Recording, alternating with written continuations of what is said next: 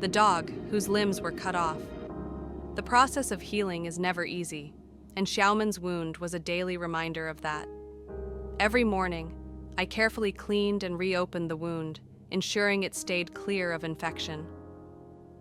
Each time I did it, my heart clenched with guilt and sadness. This was necessary for Xiaoman's recovery, yet it was painful for him. The sharp wince in his eyes, the slight flinch in his body, they all pulled at my emotions. But slowly, little by little, the wound shrank. It was no longer as raw and angry as it had been before. Inch by inch, his body was knitting itself back together. The healing was a slow, painstaking process, but it was happening.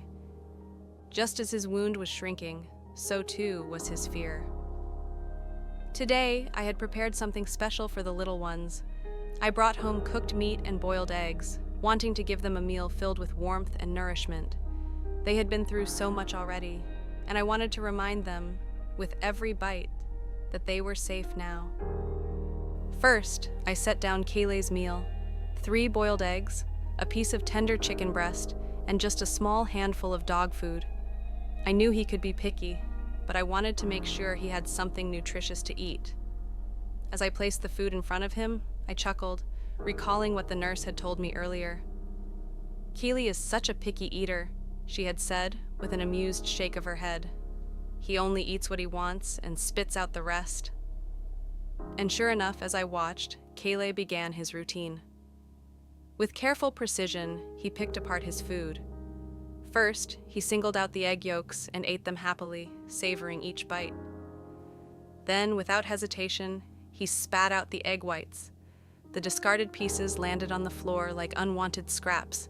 He ate the chicken, he ate the yolk, but the egg whites, those were beneath him. I laughed softly, shaking my head. "Kaylee, you really are something else," I murmured, amused. His habits never changed. As he continued eating, I noticed his movements, quick, sharp, deliberate, and then suddenly he stopped. His ears twitched, his body tensed. A sound had come from outside. Kale froze, his muscles stiff with anxiety. He listened, his entire posture brimming with alertness. He had lived in fear for so long that even a faint sound could unsettle him. "It's okay, Kaylee," I said gently, reaching out to stroke his fur. "You're safe here." He hesitated, still on edge, but after a few moments, he slowly returned to his food. Even as he ate, though, his eyes flickered toward the door now and then, checking, always checking. He was still learning to trust. Once he finished eating, he stood and wandered around the room. I watched him closely, noticing the way he moved. His hind legs seemed uneven. One was slightly longer than the other, causing him to shift his weight awkwardly when he stood. He didn't like standing for too long. Most of the time, he preferred to crouch down or lie on his belly, as if it was easier for him to feel secure that way. On the other hand, Xiaoman was a completely different soul. The moment I stepped toward him with food, excitement burst from him like a firecracker. His tail wagged uncontrollably, his eyes sparkled with pure joy, and his body bounced with eager anticipation. He was ready to eat, ready for whatever meal I had prepared for him. Wait, Xiaoman, let me peel the eggshells first," I laughed, trying to keep up with his enthusiasm.